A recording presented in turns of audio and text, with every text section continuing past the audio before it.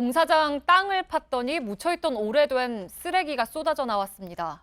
30년 된 생활 쓰레기도 넘쳐났는데 토양 오염에 대한 우려가 커지고 있습니다. 밀착 카메라 손광균 기자입니다. 공사가 한창인 현장에 다양한 색깔의 물체들이 눈에 띕니다. 가까이서 보니 모두 쓰레기입니다. 과자 봉지에 찍힌 가격은 50원으로 지금의 20분의 1 수준입니다. 라면은 90원, 20년 전 매각된 회사 제품도 있습니다. 1989년 가동을 중단한 계련소 주변으로 오염된 토양을 깨끗한 흙으로 교체하는 작업이 몇 년 전부터 진행됐는데 과거에 매립된 쓰레기들이 최근 대량으로 노출된 겁니다. 땅을 파낸 곳에 빗물이 차면서 생긴 물웅덩이는 흙과 쓰레기들로 오염됐습니다. 땅의 옆면이 모습을 드러내면서 그동안 묻혀 있었던 쓰레기들도 함께 나타나고 있는데요. 거기다 이곳은 고인 물까지 있기 때문에 물과 쓰레기가 섞인 악취까지 나고 있습니다. 어떤 쓰레기가 있는지 한번 보면요. 이렇게 야구 만화 캐릭터가 그려진 필통 제품도 있고요. 그리고 또 이쪽으로는 누군가의 이름과 주민등록번호, 그리고 밑에는 민주정의당 총재 노태우라는 글자가 적혀 있는데 이 당원증 같은 쓰레기들이 버려진 상태입니다. 페트병부터 운동화, 주사기까지 버려진 쓰레기도 다양합니다. 물속은 한 치 앞도 보이지 않을 정도로 탁해졌습니다.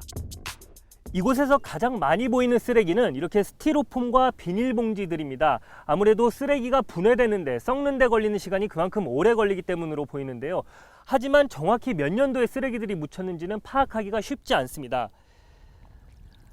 이게 미원 쓰레기 봉투가 있는데요. 88년도 서울올림픽 공식 조미료, 우리나라 올림픽이 개최가 결정되는 연도가 1981년도입니다. 최소한 그 이후에 생산된 걸로 봐야 되겠고요. 아래쪽에는 제조년월이 있지만 날짜가 지워져서 정확히 언제 생산됐는지는 알 수가 없습니다. 쓰레기가 발견된 인근에는 국립해양생물자원관과 청소년 수련관, 백사정과 산림욕장 등 관광지가 조성돼 있습니다. 도로를 맞대고 살아가는 주민들도 불쾌함을 감추지 못합니다. 혹시나 주변 토양까지 오염돼 텃밭과 논으로 번지는 건 아닐지 걱정합니다. 막 흙을 파는데 보니까 비닐도 나오고 그러더래. 그러니까 흙이 썩었지. 깨끗이 써야 흙도 사는 건데 그렇잖아요. 물고기도 바다가 깨끗하게 살잖아요. 문제는 쓰레기가 얼마나 더 묻혀 있는지는 파악조차 되지 않는다는 점입니다.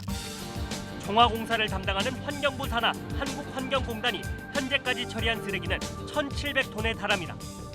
일부 주민들은 쓰레기 수거가 제대로 되지 않던 시절 땅속에 묻어버린 것이라고 말합니다. 그렇다면 매장량과 매장 지역도 늘어날 가능성이 큰 상황입니다. 제대로 하려면 부착을 해봐야 되는 것 같고요. 5,500톤보다는 더 작을 거라고 이야기를 하더라고요. 문제는 쓰레기가 묻힌 장소뿐 아니라 주변으로 오염이 확산됐을 수 있다는 점입니다. 공단 측은 이번에 발견된 쓰레기에 따른 중금속 오염의 흔적은 검출되지 않았지만 정확한 진단을 위해 보건환경연구원에 지하수 검사를 의뢰했다고 밝혔습니다. 이 일대에서 진행 중인 토양 정화 사업은 원래 올 연말쯤 모두 끝날 예정이었습니다. 하지만 책임 소재마저 알 수 없는 이런 쓰레기들이 무더기로 나오면서 주민들의 불안을 해소하고 지역의 이미지를 개선하려는 시도도 당분간 차질을 빚게 됐습니다. 밀착 카메라 손광균입니다.